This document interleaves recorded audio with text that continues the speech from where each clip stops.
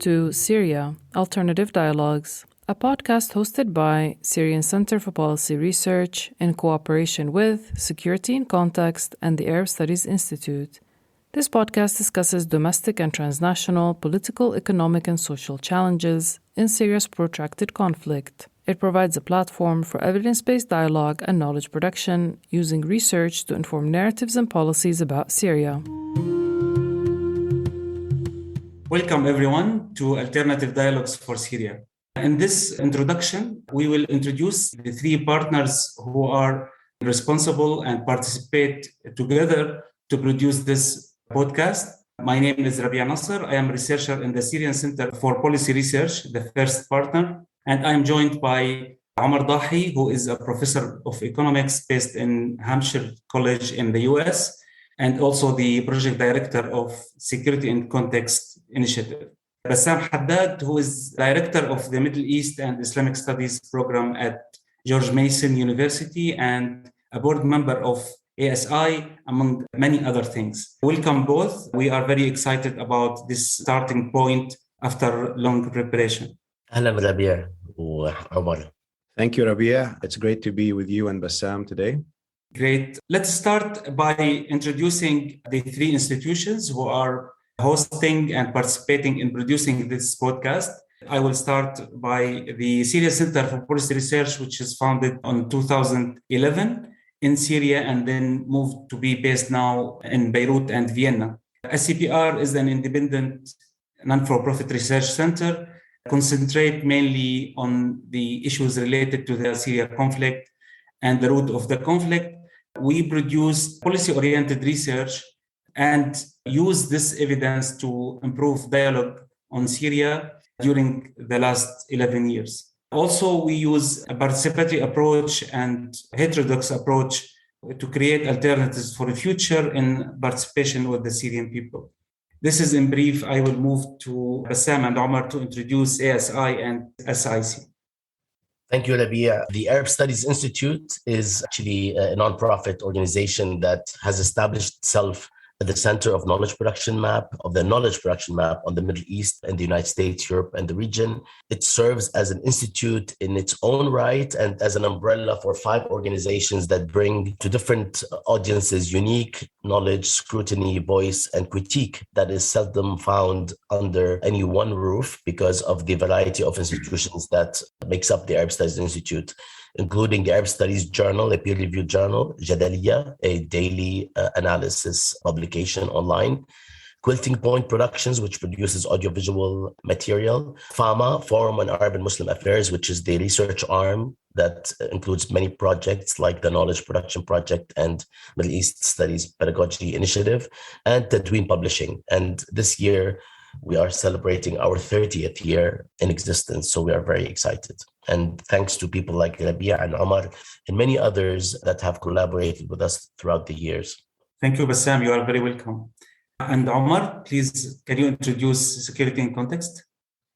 Sure. Thanks, Rabia, and thanks, Bassam. Once again, it's really great to be joining this initiative. We're longtime collaborators in a variety of contexts, but I want to just talk a little bit about Security in Context, which was launched about 2 years ago. So Security in Context is a transnational research initiative on peace, conflict, and international affairs, whose goal is to really examine how different processes, such as environmental injustice, global inequalities, including class, gender, and other inequalities, as well as militarism and securitization throughout the world, how these 3 processes and others combine to create insecurity for populations throughout the planet. And our goal is through collaborative research, such as this initiative and other research and pedagogical initiatives, as well as public policy dialogue and the cooperation with centers and organizations and individuals throughout the Global South to think about and produce socially just alternatives, emancipatory alternatives, ways out of the current impasses that we face throughout the planet. Thank you very much, Omar. And yes, we are very glad to have this discussion, conversation, and to develop this dialogue. As you can see, our listeners, that the 3 organizations work in the knowledge production and in the dialogue and the linking between different actors, different institutions. but we have different scopes as well, from the concentration on the global south to the concentration on the knowledge production in the Middle East to concentration on Syria as a scope. So we hope that it will be more rich information, narrative, discussion, and results. Thank you, Bassam and Omar. And now we will discuss in this episode, why do we need a new podcast for Syria? Why do we need to discuss the issues of the conflict, research, knowledge production, etc., in a new space, in a new podcast, while there's many spaces, places, and venues that discuss Syria and the Syria conflict. But first, let me start by highlighting some key issues and assumptions. The first one, that as we agreed as three institutions, that this podcast is important to bridge the gap between the knowledge production institutions and the wide audience. The audience, from this perspective, are a full partner in this podcast through the discussion, the dialogue, the feedback. So what we want from the podcast is to make the knowledge production accessible by a wider audience, especially in the case of huge grievances, injustices such as Syria. So the knowledge will be very important for people for different reasons to build their capabilities and increase their options. Also, this podcast adhere to a high ethical research and in dialogue. So what we are trying to do in this space, to be using the evidence from the research, but also to be committed to the key research ethics and dialogue ethics as well. Because this is not a random space. This is a space that we want from it to consider the issues related to the rights of the people, the entitlement of the people, and the better representation of the society and marginalized people. The third issue is that we are not using the scope to concentrate on the geography of Syria. We are looking for the local, national, regional, and international scope. So we are looking for the context, the global and regional and national context, to understand better the issues that we are tackling through this podcast. Finally, as a technical point, we will have episodes in English and others in Arabic. So it will be a variety of sessions and discussions and dialogues that will engage more audience for the Syrians first and for the people who are interested to understand Syria or to intervene in Syria. Now, if we go to the main objectives of this podcast, we highlight three key objectives that we want to talk about today. The first one is the context of knowledge production on Syria. The second one, the discussion about research methodologies.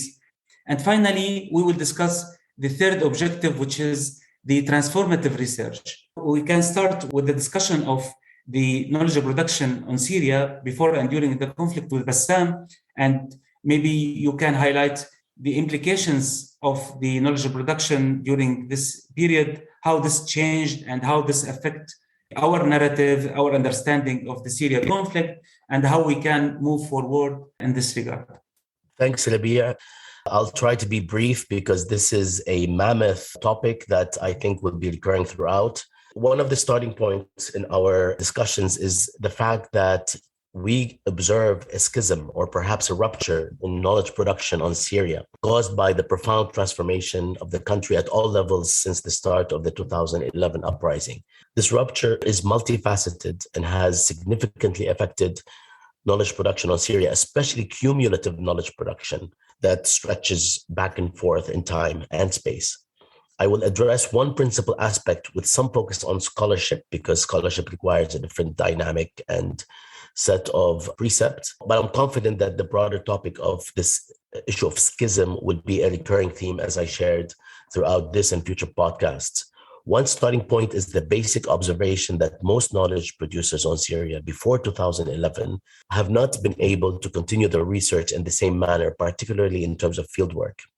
This refers mainly to those living outside Syria, but also applies to most local scholars and writers who were relatively quickly cut off from the rest of Syria's territory after March 2011, based on their privileges and access and so on. The Syria they knew and studied changed radically rather quickly and produced new social, political, economic, infrastructural, and territorial realities that upset existing frameworks for understanding the structures, dynamics, and processes within the country. So we have two Syrias, the one we knew and studied before 2011 and initially ever changing thereafter. In the post-2011 period, knowledge production on Syria was restricted mostly to those with access, mostly journalists, independent or nascent writers who just sprung up, various think tank type writers, mostly from the region and abroad, which means outside Syria. This included maverick journalists and activists who made it a point to explore as much territory and settings across Syria as possible, despite constraints. And much of this new cohort altogether, especially non-Syrians, have just embarked on studying or researching Syria in 2011, which means that this is the starting point of their serious study of Syria. Therefore, the new knowledge on Syria, besides its constrained nature given access to information, is essentially fractured and compartmentalized in time and space, based in large measure on one's locale, unless they were fortunate enough to access multiple settings within Syria or territories, which became increasingly challenging. So we have a new and compartmentalized study of knowledge produced primarily by those who did not study Syria and Syria's history and dynamics prior to the conflict. In short, they do not possess, or many of them do not possess, a robust historical knowledge of the country. And sometimes based on the topics they dealt with, they didn't have to. A good measure of this new knowledge that's being produced on Syria is itself segmented and targeted towards certain topics, often policy-oriented, battlefield-oriented, or politicized in one direction or another. Exceptions to all of this, of course, exist, but these exceptions do not animate the received knowledge on Syria in total after 2011. To be clear, we are not talking about general differences of opinion here, which exist in times of absolute peace as well. We are referring to an increasingly and radically different context and reality after 2011. And I'll just say a couple of words that the yield here, the outcome of all of this, even though this is going to be discussed further and the implications will be discussed further, the yield is that we have several gaps, spatial and temporal, that actually compel and invite humility on our part and the part of people producing knowledge on Syria. We therefore aspire to proceed with this humility in mind as we venture into this podcast project and as we produce knowledge on Syria. In addition to the humility, and that's my last point, we are asking more of ourselves, and we need to ask more of ourselves to fill some of these gaps. My colleagues will address the contours of such an effort as we write about Syria, particularly in relation to research and methodology and broader objectives. Thank you very much, Bassam. Yes, I think this is a huge topic that could be a series of episodes. But just to highlight one point that, as you mentioned, there is a huge fractioned knowledge production, but also there is a commodification of this research. So huge investment in universities and research centers occurred in the last decade on Syria. And it is a demand-driven, donor-driven in many aspects, which is increased the production, but didn't increase our understanding in a better way. Having said that, of course, there is the many positive contributions that we can appraise and we can understand and learn from. Omar, do you have any comment or do you want to suggest some issues related to knowledge production?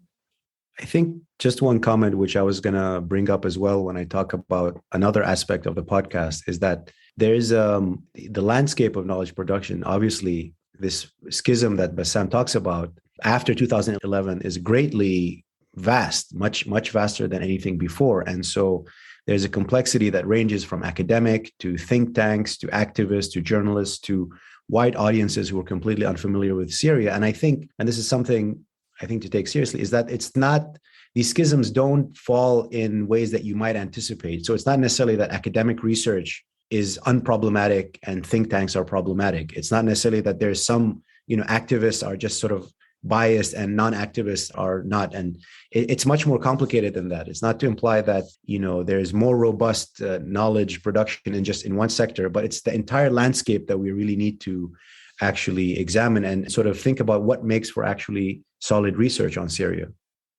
Yeah, thank you very much, Omar. To follow up with you on the second objective that we are looking for, which is very connected to the issue of knowledge production, addressing the critical review of the mainstream epistemologies and methodologies. How we see that changing the methodologies and the way that we understand and develop research is very important to improve our understanding of Syria and pave the ground for the future, and how also we connect between researcher institutions across the globe. So this accumulation of knowledge help in countering the conflict, in bridging the gaps, and increasing the solidarity. Thanks so much. That's a really important topic that we want to grapple with in the podcast. And I second Bassam's call for humility. I second Bassam's call for reflection. And I think what is needed is a serious accounting, serious and honest conversation about research production, which flows from some of the challenges of knowledge production that Bassam mentioned, as you said. And I indicated some of them. We have basically a vast amount of research landscape about Syria. So what we'd like to do is to actually subject this research landscape and also to highlight actual research that is being conducted and to sort of discuss it with its authors and with the different networks that are producing it. And I think, a lot of us, maybe many of the listeners as well, over the past decade has seen a lot of research that they felt is solid, robust research. And they've seen other kinds of research that they felt was problematic. So the question is, what is it that makes for solid research? What is it that makes for high quality research? I can't claim, and we won't claim that we are the final arbitrators on this, but the question is, how can we think about it? And that's what we're going to try to do. We're going to open it for discussion. What does it mean to have evidence-based research on Syria versus advocacy, right? What is the difference between advocacy and research? Obviously, the lines are porous sometimes, especially in the context of war, especially in the case of conflict. But at the same time, where should those lines be drawn, and in what way do they manifest themselves? What is the problem with research that basically has already reached the conclusion from the start, where you already have the conclusion and you're just sort of adding a bunch of footnotes and a bunch of interviews to basically reach the conclusion that you already have, versus research that starts off that is actually open-ended, open to different possibilities and perspectives and viewpoints? All of these, I think, are really crucial questions that don't have easy answers, but that haven't been grappled with because of the constant drive of research that is produced by the news cycle, that is produced by donor-driven agendas, as you mentioned, that is produced by certain networks that embed themselves in, quite frankly, the foreign policies of states in the region or internationally. So there's a lot of things to grapple with, and obviously there's a lot of things to unpack and different dimensions. So you mentioned one of them, which is, how can we actually highlight and think about research that attempts to create networks and bonds between researchers, activists, movements, groups who are actually working on Syria, Syrian civil society, research that not just basically follows an extractivist model where there's a specific goal, there's a specific theme, and then you search for different audiences that you can extract information from and then go publish it. But research that actually generously engages with these audiences, that also is accountable to these audiences, that subjects its outputs to civil society, to actually Syrian experts, not just in the case of outputs, but in the inputs as well. Are you producing collaborative research, inclusive research, participatory research? Those methodologies need to be examined. I think another aspect of this is that Syria and research about Syria has a lot to teach us. And I think we want to look at the lessons learned. What are the new methodologies that were created in quantitative or qualitative research? What were the pitfalls about research that researchers discovered when researching Syria?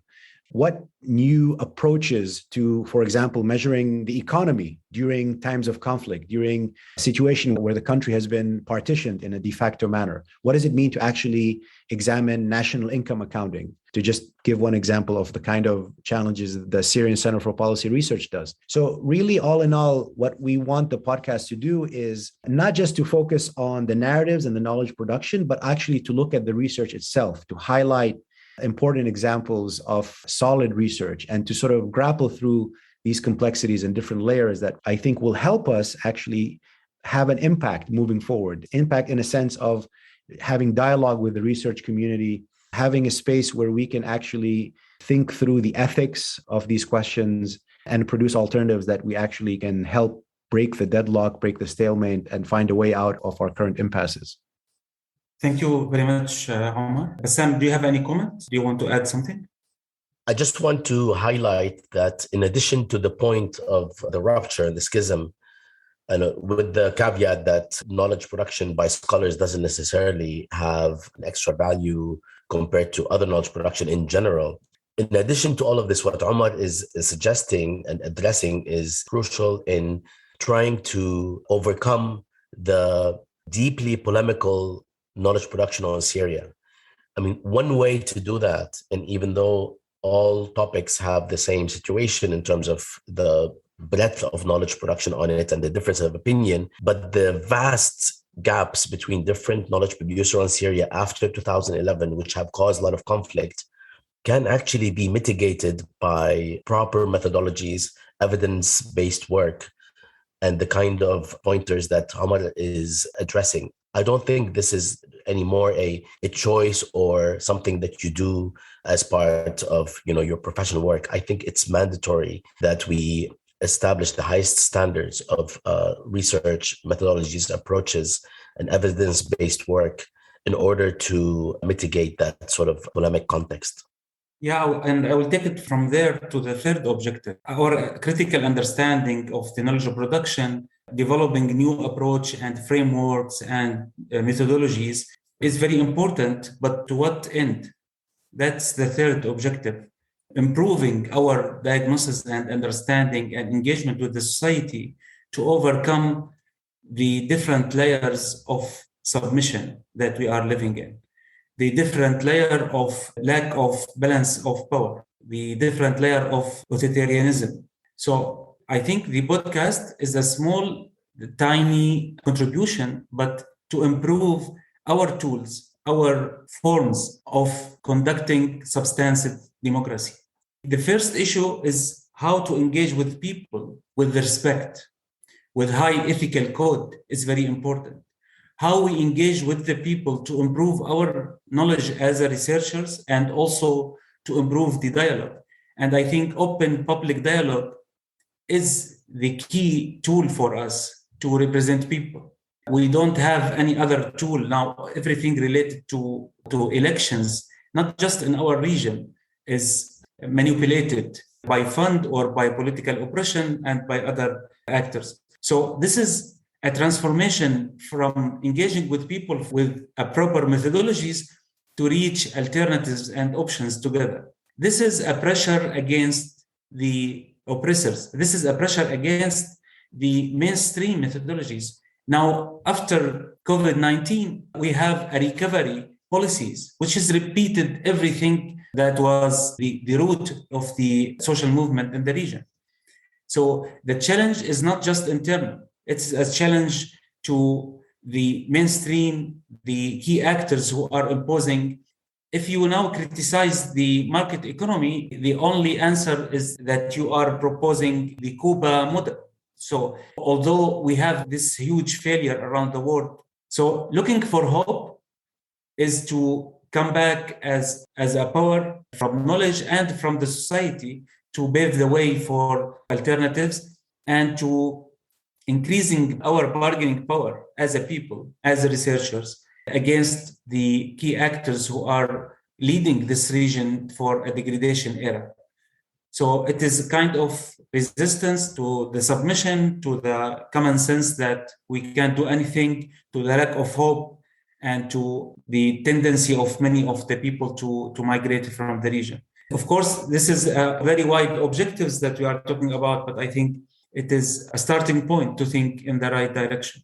Thanks, Rabie. And I think that's really important because I think everyone involved with Syria at any level is really trying to grapple with and think about what are the next steps. How can we find more just solutions? How can we find ways that we actually can address some of the quite catastrophic processes that have befallen Syria and that many Syrians are experiencing today at different levels, be it through the legacy of the conflict, be it through various economic and humanitarian downturns, as well as the global pandemic and the legacy of the global pandemic.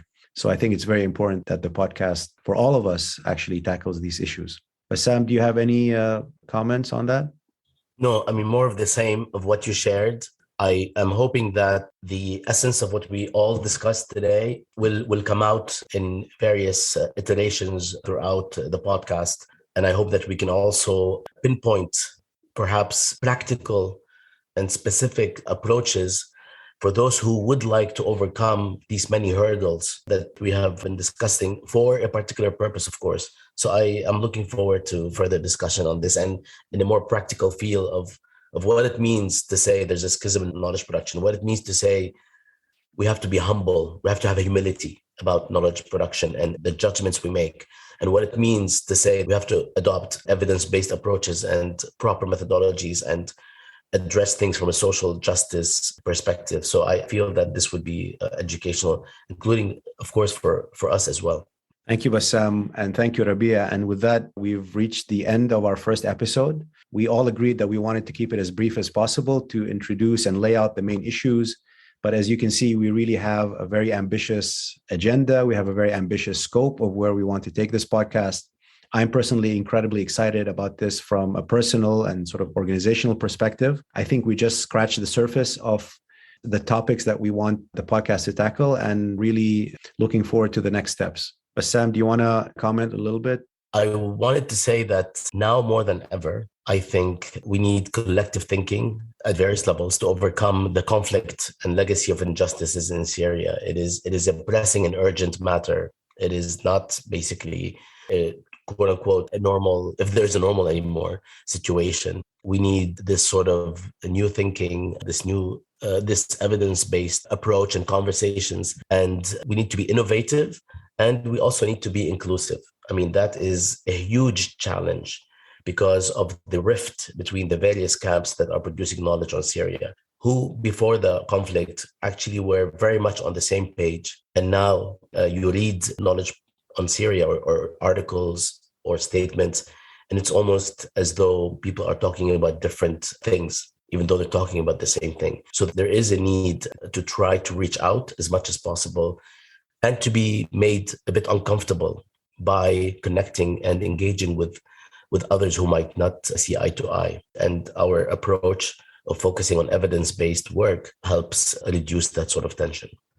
Thank you, Bassam and Omar. And we are planning to use different formats for this podcast in terms of discussing results of research, designing of research projects, the impact of knowledge production on the ground, assessment or the impact of some interventions, the reaction of different actors. So we will have different formats to this discussion, which we will keep it rich, hopefully. And you are our listeners, and your feedback will be part of this partnership. I think this was a very rich discussion. Thank you very much, Bassam and Omar. And we'll see you all in next episodes. Thank you all. Thank you.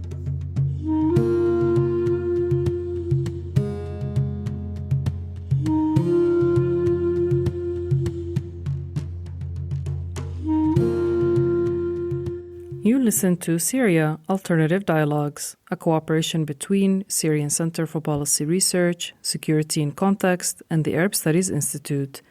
You can access this podcast on SoundCloud and the Syrian Center's page, www.scpr-syria.org.